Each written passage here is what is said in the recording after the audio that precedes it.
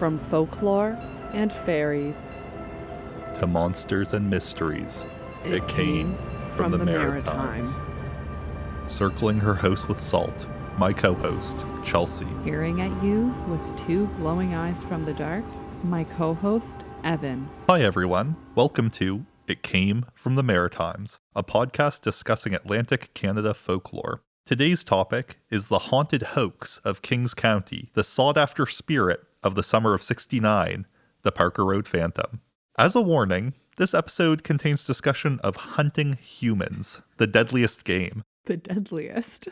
So, have you ever heard of this story before? Not until you mentioned it. And I must say, Evan and I did a recon mission of the Parker Road area once he told me that he wanted to cover this story. And it's a sleepy town. I can imagine any sort of weird event would be quite shocking if you lived there. Yeah, we couldn't even find a road sign that said Parker Road to take a picture with. So we found a road that we are quite confident is Parker Road. Yeah, we just got on a road in the middle of the area, really. But we felt good about the journey. It was good to see the area, put ourselves in the perspective of the people involved in this harrowing event. Oh, yeah. So I'm going to start telling our story here. Parker Road is an unassuming community in the area of Aylesford and Berwick, Nova Scotia. It isn't the type of place you think of when you think of a 20-foot tall monster stalking the streets in the dead of night. But in the summer of '69, they faced just that predicament.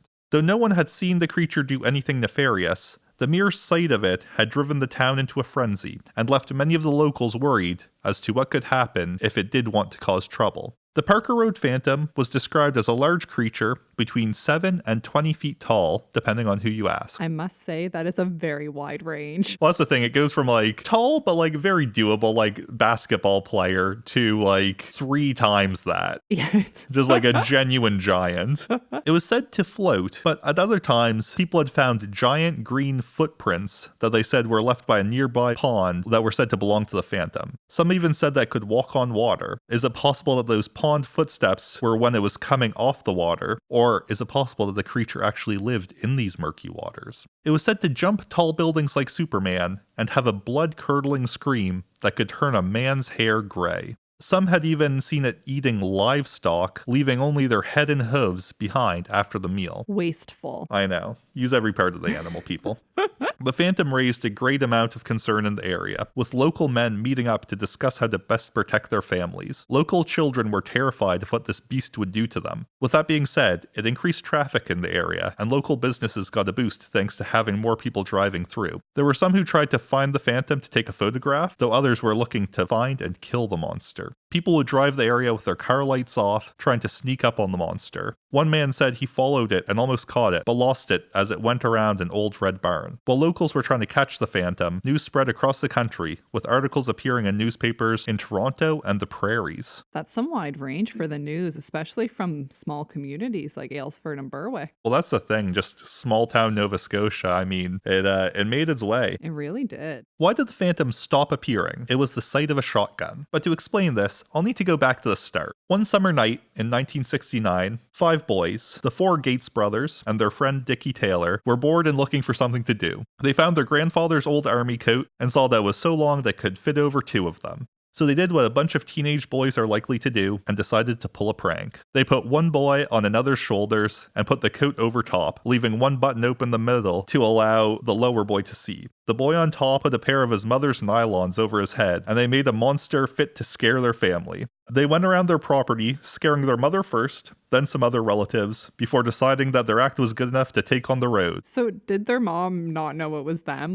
No, she didn't. Oh my gosh, what jerks. So they spooked her, but then afterwards, she did find out. The family knew pretty soon.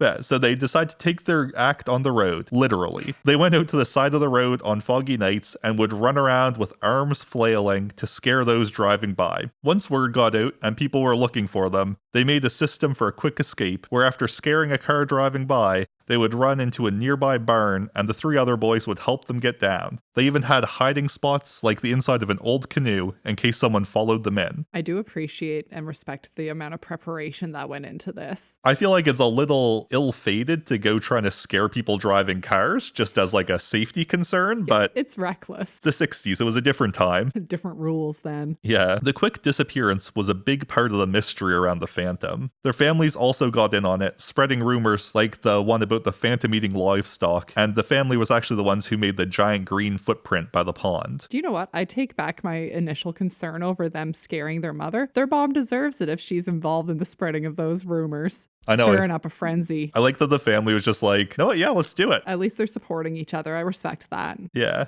I will say that as a note, with the giant green footprints, after it all came out, one of the boys said that he much prefers to wear Converse. So it all came to an end with the previously mentioned shotgun. Some stories say they overheard some boys at school talking about hunting the Phantom and showing off a shotgun in their trunk. Another version says that a local cop figured them out and gave them a warning. Either way, they decided that the fun that they were having wasn't worth the bullets they would be dodging, and turned themselves in. When they went to the police, they expected a punishment, but instead were asked to ride on a float in the Gala Days parade, where they got to show off the Phantom to the neighborhood in the light of day. I love that. At that point, I feel like the Parker Road Phantom had become like a bit of like a community icon, so you might as well show it off. I know. I mean, I like that it's like, they know this is like, oh, we better not get shot for this. And then when they went to the police were just like, I mean, we could get you in trouble, but what if we just show everyone that you're just a couple of kids and then they can all calm down? Right. I know this wasn't the same type of paranormal mystery like we usually have. It has a bit of a beginning, middle, and end. But I'd like to talk about another famous ghost hoax or paranormal hoax. The connection to Canada is tenuous, but is about the Fox sisters who were born in not Prince Edward Island, but Prince Edward County in Ontario. I have gotten the two confused on many occasions. Yeah, when I lived in Ontario, anytime I would look at a map and see Prince Edward, I'd be like, oh, just like home, and then see County, and my hopes would be dashed. So I say tenuous connection to Canada because in 1848, they moved to upstate New York. They moved to a farmhouse that was said to be haunted, and the younger Fox sisters, Kate at 11 years old and Margaret at 14 years old, claimed to hear rapping on the walls and floorboards. The spirit that was communicating with them could answer questions by rapping a certain number of times. Their ability to communicate with the spirits had impressed their family and many more in the community. They did a demonstration in Corinthian Hall in Rochester, New York in 1849, so the girls were still fairly young, 15 and 12, and it was said to be the first demonstration of spiritualism in front of a paying audience, and it's thought to have started the long history of mediums and different spiritual people in the United States. Spiritual as in communicating with ghosts, not religious, I should clarify. The sisters continued to perform and had long, successful careers as mediums, and later had audience members, dead relatives, talking through them. In 1888, a reporter offered the sisters $1,500 for an exclusive on their story for their methods exposed. They admitted that the rapping was originally actually just an apple tied to a string under the floorboards that they would pull on to impress the audience. And then later they learned how to pop their joints to make a very particular noise that they could use as a way of communicating with the ghosts to answer questions. A year later, Margaret, the older sister, did try to recant her confession and continue her profession, but no one was really interested in seeing her perform at that point. No, I feel like once you've confessed that you've tricked hundreds of people into thinking they were communing with their dead relatives when they were actually just listening to your joints pop and grind, it's hard to bounce back from that. I know. I mean, I know this isn't as directly related to the Parker Road Phantom as some of the things, but I found it interesting to just be a different way of people having ghost hoaxes and see how simple some of these things can actually be. Oh yeah, the spiritualism movement was huge. Like, it was just massive, and it's interesting because I think Harry Houdini was big into trying to like show that people were faking it and things like that. Houdini actually specifically did like address the Fox sisters as a part of this. And there's a lot of interesting history to them. It's a little tragic too, but if you want to read up more, there's a lot of interesting things. Oh yeah, it's fascinating stuff. So, Chelsea, I'm going to do a little segment here to end off our episode. I'm ready. I want people to get to know you a little bit. So we're going to play a game of Would You Rather, but related to some folklore ghosts. Let's see. Bring it on. There's two of them here. One you've definitely heard of because you've used it to traumatize me in the past. Our favorite, Bloody Mary. Love her. And another one that I don't know if you would have heard of, Hanako-san from Japan. I'm going to give you a little explanation of these two. Please and you do. need to tell me which one you would rather face. Sounds good. Bloody Mary, commonly thought to be Mary Tudor or Mary I, she gained her name for her attempts to reverse Protestant Reformation and her persecution of Protestants who she burned by hundreds at the stake. Some others believe her to be the Countess Bathory of Hungary, who was accused of killing hundreds of young women, bathing in their blood, and vampirism. She was known by many as the Bloody Countess. While it is unknown who exactly shows up, it is said that if you repeat the name 13 times, or 3 times, or many other numbers, in front of the mirror, she will appear. And while accounts differ, she is said to attack, kill, or steal the soul of those who summon her. So, that's the first one. You painted a real nice picture. She's not the nicest. This next one's a little bit more bizarre. I always think of Bloody Mary as being in the bathroom just because that's where the mirror is. I think of the flipping the light switch 3 times and repeating it over and over again. But Hanako-san, in Japanese folklore, is the ghost of a girl known to haunt toilets of schools. Oh, God. Stories vary, but they include a girl who was murdered in the toilet, or others say that she was killed during World War II bombings.